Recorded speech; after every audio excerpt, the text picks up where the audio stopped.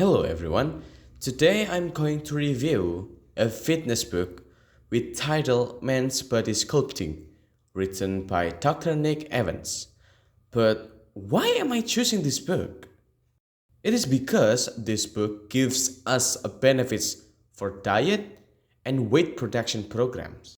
The book is divided into several chapters that guide readers step by step, from understanding the basic of bodybuilding to applying real workout programs.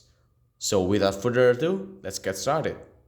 On chapter 1, Rules to Live By, in this opening chapter, Evans introduced the fundamental principles of training.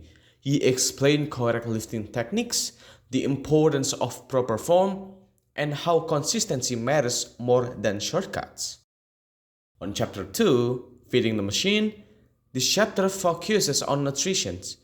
Evans discussed how food fuels the body, the role of proteins, carbohydrate, and fats, and how to structure meals to support muscle growth.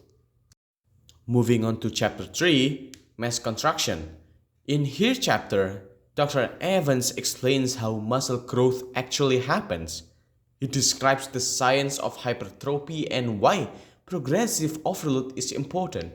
It gives readers a clear idea of how training stimulates muscle development. Moving on to chapter 4, Mass Generator Program. This is the first complete training program in the book. The Mass Generator is designed for people who want to gain muscle, mass, and strength. Evans provides workout charts and schedules that are easy to follow. Moving on to chapter 5, Lean Muscle Training.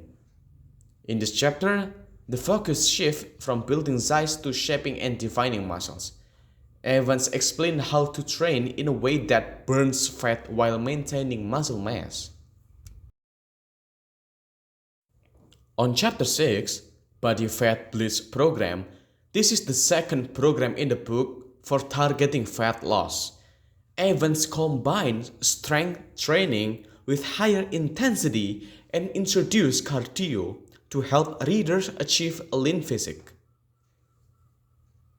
On chapter 7, Anabolic Overdrive, this chapter discusses how to maximize results by combining training intensity with proper recovery.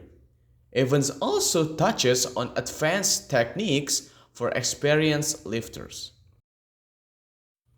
Chapter 8, Supplement Stack.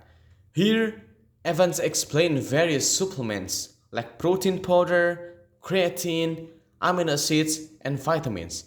He provides recommendations but also reminds us, the readers, that supplements should only support, not replace real nutrition. Moving on to chapter 9, Hybrid Heart Body Program. This is the third and final program in the book. It mixes both mass building and fat loss strategies. The goal is to create a balanced, athletic body rather than just being bulky or extremely lean. On chapter 10, Advanced Sculpting Solutions.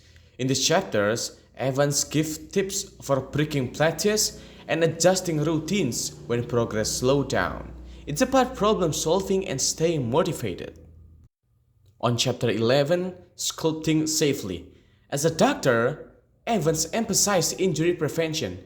He explains common mistakes, warm-up importance, and how to listen to your body to avoid long-term damage.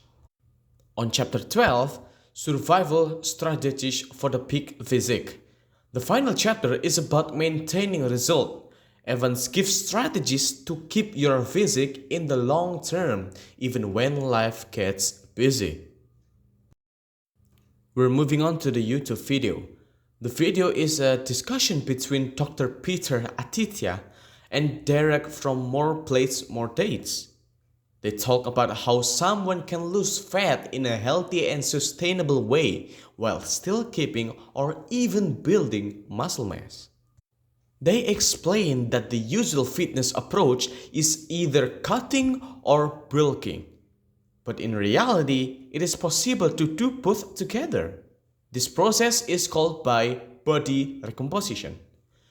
It works especially well for beginners or people with higher body fat, but with the right strategy, it can also work for others. The first key point is nutrition. They recommend eating enough protein around 0.73 grams for every pound of body weight. Protein helps protect muscle during a calorie deficit, then the balance of macronutrients should be about 40% protein, 40% carbs, and 20% fat. Cardio should be light and not overdone. Activities like walking are fine, but too much cardio can interfere with recovery and muscle growth. Another big factor is recovery.